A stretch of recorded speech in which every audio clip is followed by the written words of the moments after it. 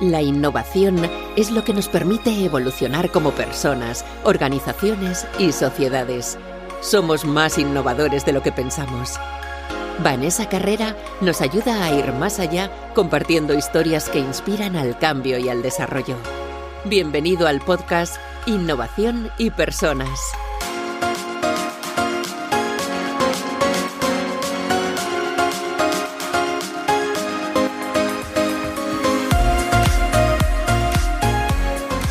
Bienvenido, bienvenida a un nuevo podcast de Innovación y Personas. Y hoy vamos a explorar algunos de los retos que tienen las empresas en este momento, que no son pocos, y lo vamos a hacer con una mirada un poquito diferente, porque la invitada de hoy, que es Carmen Bustos, la vamos a conocer un poco mejor, nos propone incluir una mirada humanista en las empresas para solventar estos retos. Vamos a descubrir qué es esto. Pero primero de todo, Carmen, muchísimas gracias. Bienvenida a este podcast. Muchísimas gracias, Vanessa, por la invitación. Estoy muy feliz de estar aquí. Y me gustaría que nos contaras, porque te he oído últimamente hablar mucho de esta mirada humanista como una parte importante para poder ayudar a resolver todo esto que tenemos ahora entre manos, que no es poco. ¿Qué es para ti exactamente esa mirada humanista? Cuando hablas de mirada humanista, ¿qué es?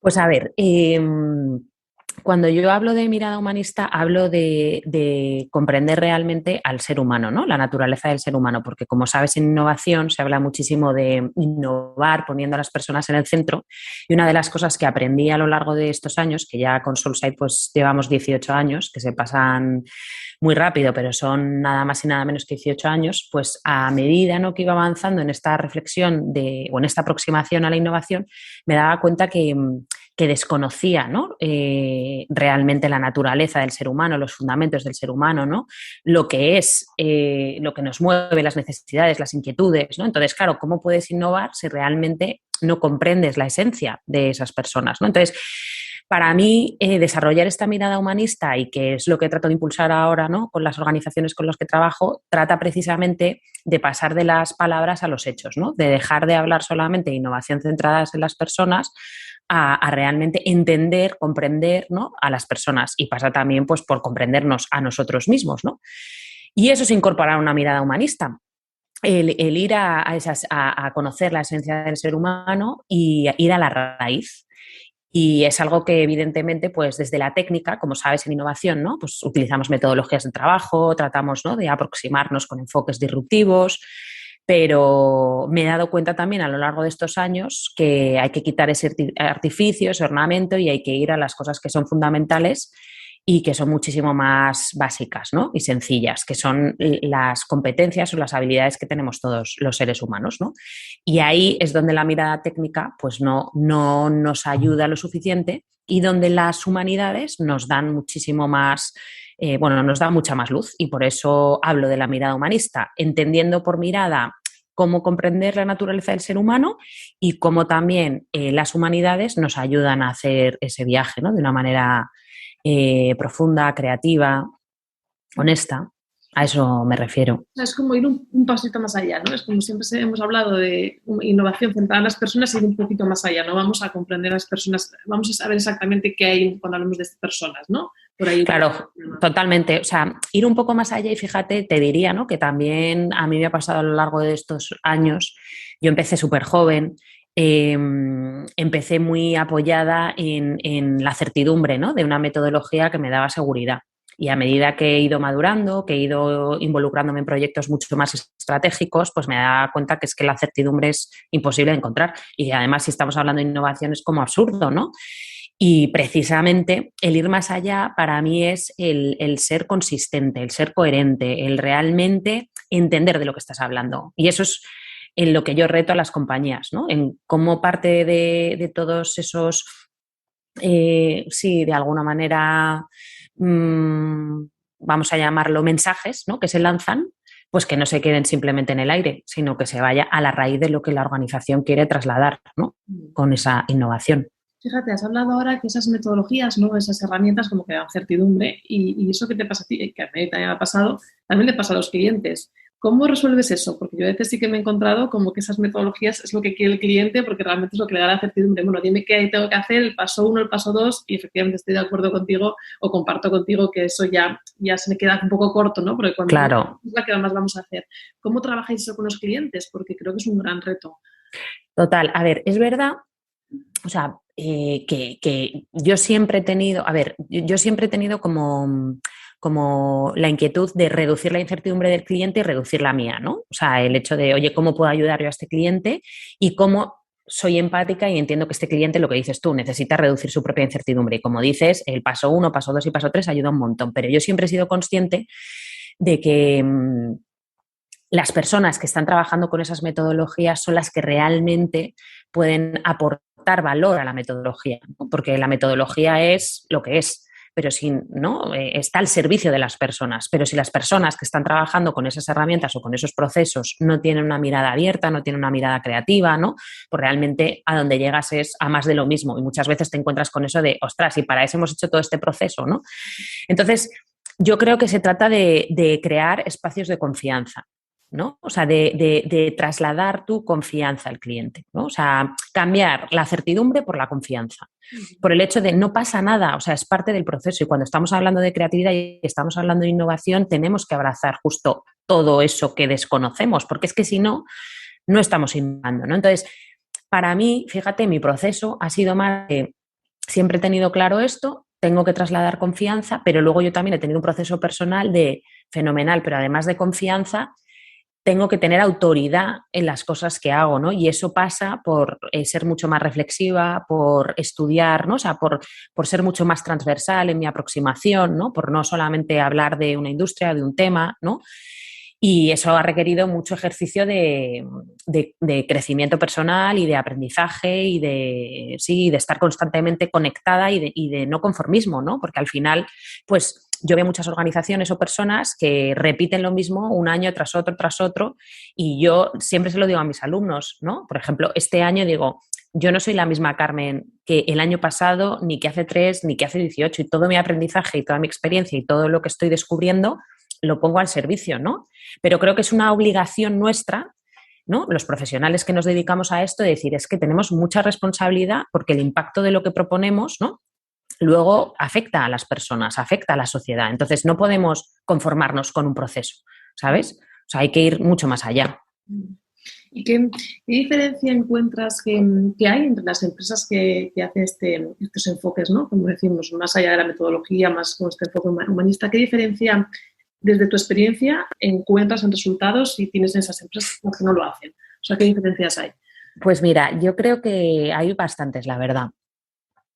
Por un lado, son empresas mucho más humanas. O sea, la empresa que adquiere, o sea, que se forma y que sí, introduce este tipo de aproximación desde un punto de vista único y exclusivamente mecanicista, ¿sabes? Pues es como que al final robotiza, si quieres, más todavía a las personas, ¿vale? Y además las incapacita para aproximarse a la complejidad, porque de repente es como, no, pero es que yo he hecho esto. Yo he tenido gente en el equipo que dice, pero es que yo he hecho esto y esto, ya, pero has pensado, ¿no? Entonces, por eso te decía lo de quitar el ornamento y el artificio, porque al final esto se trata de pensar, se trata de reflexionar, se trata de ir a la esencia que nos permite colaborar, ¿no? Se habla mucho de la colaboración, pues para colaborar tenemos que utilizar la palabra, tenemos que conversar. Si no sabemos conversar, ¿cómo vamos a colaborar? ¿No? Entonces, estas empresas no han entendido esos fundamentos y, por tanto, lo que hacen es como repetitivo, mecanicista, genera mucha frustración, desconfianza, en plan de la innovación no funciona, ¿no? En cambio, las otras han entendido que la innovación está en lo sistémico, ¿no? En el conectar cosas que parece a priori que son inconexas, en lo complejo, ¿no? En que lo complejo no es difícil, o sea, lo complejo simplemente es tener una mirada mucho más sutil, ¿no? A las cosas para poder conectarlas y ver las relaciones que hay entre ellas. Y que además es que todo está conectado, que todo son relaciones. Son empresas que son mucho más resilientes o adaptativas, porque saben leer su tiempo, ¿sabes? Porque al final la innovación se trata de entender qué es lo que se nos resiste, qué tensiones está habiendo en la sociedad, cuáles son las problemáticas, ¿no? Y si lo haces con profundidad, pues vas a poder aportar más valor, ¿no? Entonces, al final despliegan su creatividad porque son conscientes de que depende de ellos, no depende de un proceso ni de una metodología, ¿no? Y yo me encuentro muchísimas empresas que vienen y te dicen, no, es que queremos que nos formes como si les fueras a formar y esto tuvieran una varita mágica, ¿sabes? Y fuera como ¡plim! Y es como, claro, y digo, y entonces yo, fíjate que por eso me he negado durante muchísimos años a crear una escuela de metodologías de innovación. O sea, me he negado. Me he negado porque para mí era como mercantilizar, industrializar algo en lo que yo no creo. O sea, yo creo que es que el proceso lo hacen bueno o malo las personas. Pero en cambio, hace 3 años sí que me sentí, ¿no? Bueno, pues con la energía, por supuesto, y con la necesidad de lanzar un proyecto de formación que apelara a las habilidades, ¿no?, que tenemos todos los seres humanos y que son más importantes, que tienen que ver con el pensamiento, con la conversación, con la mirada, ¿sabes? Y bueno, cuesta entenderlo porque la gente prefiere el método, ¿sabes? Pero vamos, los resultados son nada que ver. Y ahí, Carmen, me surge la duda, que seguramente os la habrán planteado alguna vez, que porque a veces cuando hablamos de innovación, hablamos también, conectamos con la agilidad, ¿no? El ir rápido. Sí. Y a lo mejor esto es un proceso, como dices, mucho más profundo que necesita otros tiempos diferentes. Entiendo que ahí a veces puede haber algún choque también pensando de cara al cliente, ¿no? Mira, hay un compi mío de Soulside, Manu, que dice que la eficiencia no nos ha dado más tiempo o la inmediatez no nos ha dado más tiempo, ¿no? O sea, nosotros como diseñadores, estrategas, ¿no?, gente que se dedica al mundo de la innovación, estamos, ¿no?, hay un principio de diseño que es el de la inmediatez, ¿no?, el de la eficiencia, la rapidez, tal, y entonces tenemos la creencia, pero es una creencia absolutamente sesgada, de que eso nos hace más competitivos, nos hace más, ¿sabes?, más innovadores, y se ha instalado en la sociedad y nadie la cuestiona, o sea, nadie cuestiona el relato de la agilidad, ¿no? Entonces, la agilidad yo creo que yo soy un poco hater en ese sentido, ¿no? Y quizá por mi personalidad, que es como muy vehemente y muy apasionada, pues tampoco ayuda, porque es como, la agilidad no, y no ayuda, porque la agilidad sí, pero la agilidad no a cualquier precio, no a cualquier precio. Entonces, nos cuesta hacerles ver a las compañías, ¿no? A mí cuando un CEO me dice, no, es que no tengo tiempo para pensar, digo, pues mal vamos, porque si tú no tienes tiempo para pensar. Entonces, el tema es, ok, el mundo es como es, la velocidad a la que va es a la que va, pero como decía Einstein, si tienes 1 hora para resolver un problema, él dedicaría 55 minutos a hacerse la pregunta y 5 minutos a encontrar la solución. Entonces, tienes 1 hora, ¿cómo la inviertes?, ¿no? Entonces, para mí es un tema de pesos, de cómo inviertes el tiempo que tienes, ¿no? Y en vez de hacerlo todo como mecanizado y como ágil para llegar antes, no, es que hay que llegar bien, y para llegar bien a lo mejor necesitas, ¿no?, reflexionar más y habitar más la pregunta y estar más en la pregunta, ¿no? Entonces, yo creo lo que te decía antes, ¿no?, lo de certidumbre versus confianza, pues creo que es un acto de fe y es demostrarle a los clientes, oye, confía, y si en un tiempo hemos visto que no hemos llegado, pues entonces entiendo que te quieras ir con otro o hacerlo de manera distinta, pero confía y ya verás cómo esto te va a llevar a sitios muchísimo más interesantes. Ahí también me imagino, ¿no?, que intuyo que tiene mucho que ver, porque has sacado tú ahora un tema importante, evitar la pregunta, que es que muchas personas llevan muy mal eso. Entonces, fatal. No me voy a quedar aquí con el no sé durante mucho tiempo, o sea, dame la respuesta ya. Por eso me imagino que hay una parte importante cuando trabajáis, ¿no?, que trabajáis todo ese tipo de cosas, ¿no? Totalmente, y es que eso es un poco lo que te decía Vanessa de ir a los fundamentos, ¿no? O sea, las empresas es como innovación, creatividad, colaboración, ¿no?, propósito, y es maravilloso. Pero ¿qué hay detrás de todo esto? Pues, por ejemplo, cuando hablas de el no lo sé, pues la duda es, o sea, la palanca más potente para la creatividad. Si no entendemos que hay que evitar la duda también, o sea, la pregunta, el no lo sé, es que no vamos a ser creativos. Entonces, lo que no vale es, quiero conseguir todo esto, pero quiero hacerlo con las reglas de la certidumbre, la predicción, ¿sabes?, la seguridad, porque es que eso no funciona, ¿no? Entonces, a mí me hace gracia porque en una de las sesiones que hacemos muchas veces nosotros con directivos sobre física cuántica, Miguel Peiro, que es un tipo estupendo, habla de la teoría del caos, los agujeros negros, y entonces ahí todo el mundo cae del guindo y dice, ostras, o sea, una galaxia, ¿no? O sea, la Vía Láctea en la que nosotros vivimos, que necesitas 200.000 millones de años para recorrerla, ¿sabes?, a la velocidad de la luz, ¿no? O sea, imagínate lo pequeñísimos que somos nosotros y lo pequeñísimos que son nuestros problemas y nuestras realidades y lo incierto que es todo, ¿no? Y pensamos que, Dios mío, metiendo 4 fases, 5 procesos y 6 herramientas ya, ¿no?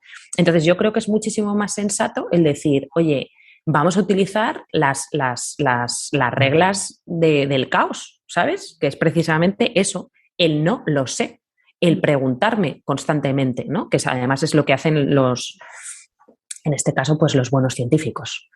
¿Cómo has aprendido tú, Carmen, a llevarte con el no sé y con esta parte de incertidumbre? ¿Cómo ha sido tu proceso? A ver, yo aquí te diría que tengo muchísima ventaja porque creo que esto también tiene que ver con el entorno en el que creces, ¿no? En el que vives, la educación que te dan. Entonces, yo he tenido una madre que es que ha favorecido eso conmigo y con mis hermanas, ¿sabes? Ha favorecido la incomodidad, o sea, el entender la incomodidad y no pasa nada, ¿no? Ha favorecido la vulnerabilidad también, que es, oye, me siento frágil, ¿no? Porque no sé la respuesta, no pasa nada. Ha favorecido muchísimas cosas, incluso la improvisación, ¿no? Que es algo que yo a día de hoy valoro muchísimo, ¿no? Una de las fortalezas que tengo es el ser capaz de improvisar. Que improvisar parece que lo estás haciendo a lo loco, pero improvisar realmente tiene que ver con la conexión que tú tienes con tu propia intuición y cómo a lo largo de tus años, tus experiencias, tus aprendizajes vas informando a tu intuición para que de repente aparezca algo que no conocías, ¿no? Y sepas responder. Entonces creo que la parte de educación, no la del cole, porque la del cole yo, o sea, lo pasé fatal, pero en casa a mí me han dado siempre muchísima seguridad ahí, ¿no? Y soy una persona muy aire, ¿sabes? O sea, soy una persona que está muy arriba siempre, que se maneja muy bien en lo abstracto, en lo complejo. Es que ahí es donde realmente yo disfruto. Entonces, reconozco que luego tengo una suerte maravillosa, en concreto profesionalmente, porque mi equipo y Edu, mi socio, al que adoro y admiro muchísimo, pues también me complementan un montón, ¿no? Entonces, esto que no parezca que es que hay que ser aire y que, ¿sabes? Y tienes que evitar la pregunta y punto, porque luego hay que bajar y hay que proponer, ¿no? Pero desde luego ahí creo que sí que tengo una ventaja frente a otras personas que son más tierra, necesitan más control, más seguridad, ¿sabes? Y de hecho, por ejemplo, fíjate, yo con mis enanos, entendiendo que todos tenemos que ser, ¿no? O sea, que hay que buscar el equilibrio, sí que creo que el sistema, la sociedad, ¿no? Lo que prevalece hoy en día es el control, ¿no?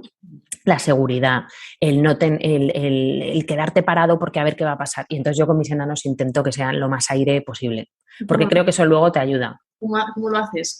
¿Qué haces con ellos? ¿Cómo lo haces? Bueno, pues mira, a ver, no hay un manual, ¿no? Pero es dejarles que tomen decisiones, ¿no? Por ellos mismos. Yo qué sé, cosas que a lo mejor, o sea, te pongo una anécdota ridícula, pero es que eso es... Yo tengo gente que vive en mi comunidad que no deja a su hijo salir de la comunidad, ¿sabes? Pero ni al súper, ni a la farmacia, ni a ningún lado. Y yo desde muy pequeñitos, todos juntos, eso sí, ¿sabes?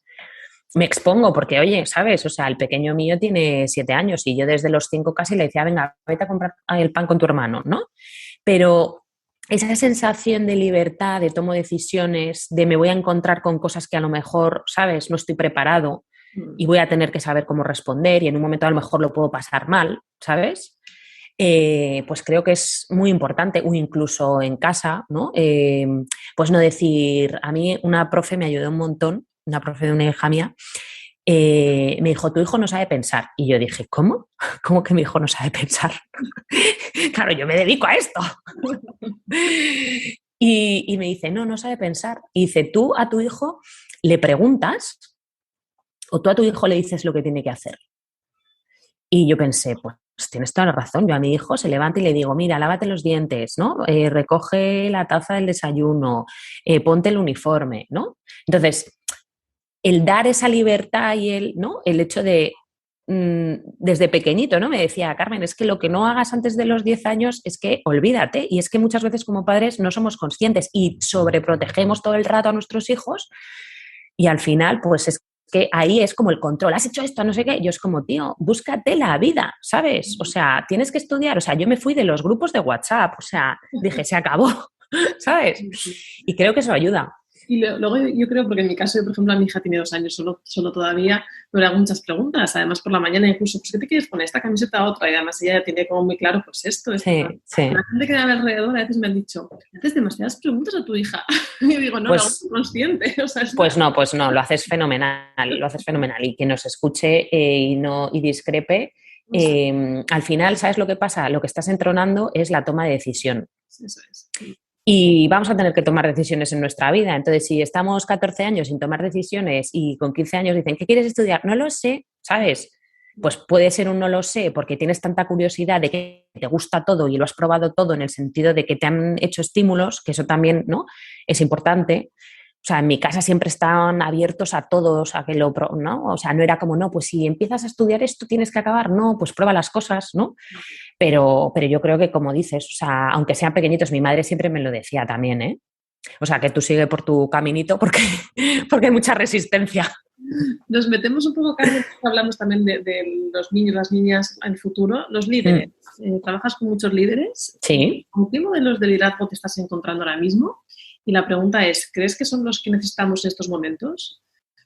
Pues mira, eso es una súper pregunta, ¿no? A ver, yo, disclaimer, soy muy crítica. Creo que hay falta una ausencia de referentes brutal en el liderazgo. O sea, creo que hoy lo que impera es una visión absolutamente cortoplacista y utilitarista. Y no digo que sea intencionada, o sea, yo trabajo efectivamente con muchos líderes, muchos CEOs, muchas personas de comités de dirección, gente con muchas responsabilidades, y lo que sí que te puedo asegurar es que no hay maldad, o sea, no hay una intención de, pues, voy a hacer así porque es que me da igual todo lo demás. No, lo que hay es desconocimiento, ¿no? Lo que hay es falta de reflexión, ¿no?, en el impacto. Luego tengo la suerte de que por el tipo de trabajo que hago y el tipo de compañía que lidero, ¿no?, que tiene un propósito muy particular y un modo de hacer las cosas muy particular, ¿no?, pues tengo la suerte de que al final los clientes con los que trabajo tienen que resonar con eso, ¿sabes? Y entonces ahí sí que me encuentro personas que tienen un liderazgo completamente diferente, que tienen un liderazgo con sensibilidad humano, un liderazgo súper con un sentido de la trascendencia, ¿no?, súper alto, de dejar y de construir un legado, de no, esto no es un trabajo, ¿sabes? Esto es como una misión. Y yo tengo una responsabilidad y estoy agradecido de estar aquí y tengo que devolverle, ¿no? O sea, el otro día tuve una conversación preciosa con una persona que dije, joder, ¿no? O sea, que cómo mola que haya gente que diga, es que yo tengo que devolver a mis equipos, ¿no?, todo esto, ¿no? Y sobre todo, imagínate después de estos 2 años que hemos pasado tan duros, ¿no? Pero la realidad es que yo digo el sistema y parece así como algo etéreo, ¿no?, como, no sé, un mundo paralelo, el metaverso del sistema, pero en realidad es la educación en la que estamos metidos, que es absolutamente basada en la utilidad y en el beneficio. O sea, hago esto porque me aporta un beneficio, ¿no? Entonces lo otro no tiene un beneficio tan inmediato, tan a corto plazo, ¿sabes? Y lo que a mí lo que yo pretendo o trato de impulsar cuando trabajo con esta gente es, chicos, tenéis que salir de vuestras 4 paredes. O sea, esto se tiene que ver fuera, ¿sabes? O sea, hay una persona que a mí me inspira muchísimo, que es Adriana Domínguez, la presidenta ejecutiva de Adolfo Domínguez. O sea, es una tía impresionante, ¿no? Y es además absolutamente un outsider dentro del mundo de la empresa, porque es una mujer que tiene una formación completamente humanista, ha estudiado, y ha ejercido como actriz, ¿no? Y ahora la ves liderando una empresa cotizada en la industria de la moda, ¿no? Pero es tan impresionante el trabajo que está haciendo, tan impresionante. Y claro, pues yo cuando hablo con este tipo de personas, ¿no?, con Adriana y con otras personas, es como, es que no os podéis quedar, o sea, ¿sabes? Claro, en lo que estáis haciendo, en el ámbito en el que trabajáis, que por supuesto es súper necesario, pero es que tenéis que salir para que os vea mucha más gente. Porque no se le da visibilidad a ese tipo de perfiles, ¿sabes? Porque no cumplen como el arquetipo que se espera. Y entonces, pero claro, es que hay que romper esos arquetipos, ¿no? Porque lo vemos también nosotras como mujeres, ¿no? Cuando se habla del liderazgo femenino, lo importante que son los referentes. Pues lo mismo en el liderazgo. Entonces, a mí me parece fundamental. Y bueno, estoy esperanzada, porque además para mí la esperanza también es un pilar en mi vida, pero creo que nos falta mucho camino, ¿sabes? O sea, hablamos mucho de las mujeres en los puestos de dirección y tal, y a veces yo pienso, sí, genial, y tenemos que estar, pero realmente lo que tiene que cambiar es el estilo de liderazgo. Nos metemos un poquito ahora, Carmen, porque también te he oído hablar y tiene mucho que ver también con esto, con el liderazgo, con el pensamiento crítico. He hablado últimamente también mucho de esta parte de, bueno, desarrollar esta parte de pensamiento crítico, qué es esto del pensamiento crítico y qué impacto puede tener en el liderar y en la vida. Pues a ver, además me gusta que me hagas esta pregunta porque hace unos años descubrí, ¿no? Sí que es verdad que el pensamiento crítico es algo, yo cuando estudié, bueno, cuando estaba en el cole quería estudiar filosofía, pero al final, pues filosofía, ¿cómo vas a estudiar eso? ¿De qué vas a trabajar? Y todo lo que tiene que ver con el pensamiento crítico me ha llamado muchísimo la atención, por eso, por habitar la pregunta, por cuestionarte, por ver otras posibilidades, ¿no? Y porque otro, igual que te decía que uno de mis pilares es la esperanza, otro es la búsqueda de la verdad, ¿no? Entonces, en el mundo de la empresa, por esta agilidad y esta falta de tiempo muchas veces no se profundiza, ¿no? Y se asumen, ¿no? Imagínate, tendencias, yo qué sé, sí, comportamientos, y entonces se asumen y se repiten y no se cuestionan, ¿no? Entonces, cuando yo hablo de pensamiento crítico, no solamente hablo desde el punto de vista de la importancia que es, ¿no? Tener una mirada crítica, que una mirada crítica no es una mirada que cuestiona de una manera improductiva, al revés, es una mirada que lo que busca es la mejora, ¿no? Que lo que busca es la fricción, lo que está fallando para poder, ¿no? Plantear ciertos planteamientos más sólidos. Pero no hablo solamente de esa filosofía, también de lo que hablo es de la responsabilidad que tenemos hoy, ¿no? Que es lo que a mí me conmueve profundamente. Es como, parece que un CEO de una compañía, me da igual del sector, solo va a tener un impacto en las personas con las que trabaja o en esa industria. Y al final es que nuestro impacto trasciende, ¿no? Entonces, en el momento en el que tu impacto trasciende, tienes que ser muchísimo más reflexivo en lo que haces. Porque los retos a los que nos estamos enfrentando y a los que nos vamos a enfrentar, por ejemplo, ahora con esto del metaverso, ¿no? Pues yo lo que veo es mucho hype, ¿no? Muchas empresas que, ay, el primer no sé qué del metaverso, ay, no sé qué. Y entonces yo digo, pero tío, ¿alguien se ha parado a pensar qué quiere hacer, por qué lo quiere hacer, cómo lo quiere hacer, ¿no? ¿Qué impacto va a tener esto? O sea, ¿alguien se ha parado a pensar? Y eso es lo que hacemos nosotros con nuestros clientes, ¿no? Llega muchas veces, quiero hacer no sé qué tal, y entonces en esa parte de reflexión, de repente te das cuenta de, ¿esto está contribuyendo realmente a mejorar la vida de las personas? Porque la eficiencia, o sea, ya lo hemos visto, ¿no? Con documentales como el de Netflix del Social Dilemma, ¿no? O sea, porque sí, porque evidentemente, pues Airbnb, Uber y todas estos unicornios que los ponen de ejemplo todo el rato y que es como cansino porque es como que acaparan y hay falta de diversidad. Entonces ahí no hay pensamiento crítico porque no estás incorporando, ¿no? Pues parece que es que hay que hacer eso porque hay que hacerlo. Evidentemente ellos no nacieron diciendo vamos a hacer las cosas mal, pero hay una serie de cosas, ¿no? O como las redes sociales, pues que tienes mecanismos que tienes que incorporar, ¿no? Y bueno, y lo que te decía es que mucha gente no sabe, y que yo lo aprendí hace unos años, que el pensamiento creativo está ligado a otros dos pensamientos que me encantan, el crítico, perdón, que está ligado al pensamiento creativo y al pensamiento cuidadoso, ¿no? Entonces, el pensamiento creativo, cuando decimos, ¿no? La organización quiere que la creatividad, es que si no hay pensamiento crítico, no hay creatividad. Y si no hay pensamiento cuidadoso que tiene que ver con generar esos espacios de confianza, no hay creatividad. ¿Sabes lo que te quiero decir? Entonces, por eso la mirada un poco sistémica, ¿sabes?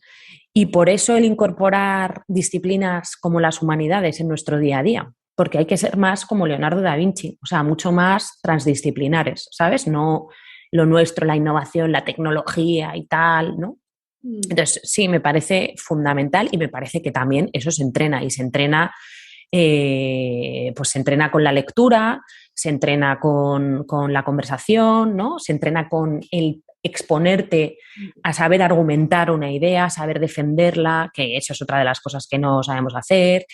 Se entrena, bueno, poniéndole intención a que lo que quieres hacer tienes que ver realmente sobre qué se sostiene, ¿sabes? Y sobre todo una parte importante también entiendo, ¿no, Carmen? Que es como entender el valor de ese pensamiento crítico, ¿no? Porque muchas veces al revés, o sea, el pensamiento crítico se entiende como lo negativo y ahora el que viene... Claro, justo. Sí, que justo. Vamos a darle valor a esto, que tiene un valor importante para innovar y para seguir desarrollándonos, si no, no vamos a poder desarrollarnos. Absolutamente. O sea, creo que tiene que ver más que con la pregunta que con el inhabilitar la respuesta, ¿sabes? O sea, lo que decías tú, yo no vengo a decir esto no vale, no, yo tengo que argumentar y sostener porque eso no vale, pero eso requiere de mucha reflexión previa y de mucha argumentación, que muchas veces por la velocidad a la que vamos, pues no nos compensa, o porque además, o por lo que te decía antes, porque no vemos los resultados a corto plazo, ¿sabes? Y es, sí. Carmen, ¿con qué retos dirías que son los más grandes que tienen en este momento las empresas, según tu experiencia? ¿Con qué nos estamos encontrando? ¿Qué desafíos? A ver, pues mira, te voy a decir dos. El pensamiento enlatado, ¿no? Que tiene que ver con todo esto que estábamos hablando, o sea, comprar pensamiento. La empresa y la sociedad, ¿no? Eso lo podríamos... Sí, pero en el fondo las empresas son un reflejo de la sociedad, ¿no? Y efectivamente cuando hablo de pensamiento enlatado o pensamiento débil lo tiene la sociedad, pero es como, no, ya compraste pack y entonces esto es lo que tengo que implementar. La innovación es esto y entonces esto es lo que hay que hacer, no sé qué, ¿no? El pensamiento enlatado y la ética, ¿no? O sea, a mí me gusta decir que la ética es el verdadero driver de disrupción, más que la innovación y la tecnología y todas estas cosas. Y creo que ahí tenemos, o sea, vamos a tener unos desafíos a nivel ético impresionantes y no estamos formados para poder abordarlos, ¿sabes? No está relacionado un poco con todo lo que hemos estado comentando. No tenemos el criterio suficiente para saber tomar decisiones, ¿no? Ahora, como el hype es el metaverso, pues yo creo que es el ejemplo más claro donde lo podemos ver, ¿no? O sea, cómo va a ser la seguridad ahí, ¿no? O sea, cómo nos vamos a sentir seguros, cómo vamos a evitar todo lo que está sucediendo. O sea, si ya aquí suceden muchísimas cosas, cómo vamos a proteger, ¿no? Todo eso y hasta dónde se llega y hasta dónde no. Entonces, a mí me parece que evidentemente la tecnología nos está planteando grandes dilemas éticos y creo que no estamos preparados ni somos conscientes de la importancia de esos dilemas, ¿sabes? O sea, por ejemplo, te pongo un ejemplo súper sencillo que yo discuto muchísimo con otros padres, el dar un móvil a un hijo, ¿no? De 10 años o de 11 o de 12, ¿sabes? Pues es como, no, porque tal, no sé qué, ya, pero luego no le dejas ir a comprar el pan, ¿sabes? No dejas salir de tu casa, pues, ¿no? Y parece que es inocuo y que no pasa nada y que eres una carca porque no, y que luego va a ser peor. No sé, yo creo que no nos hemos parado a reflexionar sobre las consecuencias de muchas cosas que a priori parece que no tienen, ¿sabes?, consecuencias. Como has dicho que tenías esperanza, que eres esperanzadora, una esperanza a todo esto, ¿en qué confías? Pues confío muchísimo en el ser humano, o sea, yo creo profundamente en el ser humano. Entonces, y creo que a diferencia de lo que se dice, ¿no? De que, Dios mío, somos la peste para el planeta, yo creo que al revés. O sea, yo creo que somos seres maravillosos, con una capacidad impresionante y que al final, a lo largo de la historia de todas las civilizaciones, ha habido minorías creativas que nos han llevado, ¿no?, a lugares mejores. Entonces, yo confío en dos cosas, en esas minorías y en ser parte de esas minorías creativas, la verdad. O sea, a mí me mueve muchísimo también la idea de trascendencia y del poder, ¿no? Y luego o sea, la trascendencia y la generosidad, ¿no? O sea, creo que si tú y yo hoy estamos en esta conversación es gracias a muchísimas personas, ¿no?, que han luchado porque tú y yo hoy tengamos esta tecnología, pero también para comunicarnos, pero también podamos tener la vida que tenemos, ¿no? Entonces, apelo a esa responsabilidad individual y tengo mucha esperanza en que hay mucha gente que también lo piensa así. Muchas gracias, Carmen. Un placer escucharte. Un placer. Y a mí, por lo menos, me ha servido para unas ideas y para unos puntos de vista diferentes. Espero que también a quien nos escuche. Y muchas gracias por compartirlas conmigo y con nosotros y nosotras. Pues un placer y nada, aquí estoy para todo lo que queráis. Un besito. Gracias. Gracias por escuchar este podcast. Gracias por estar ahí. Y si quieres saber más sobre innovación y personas, ve a vanessacarrera.com.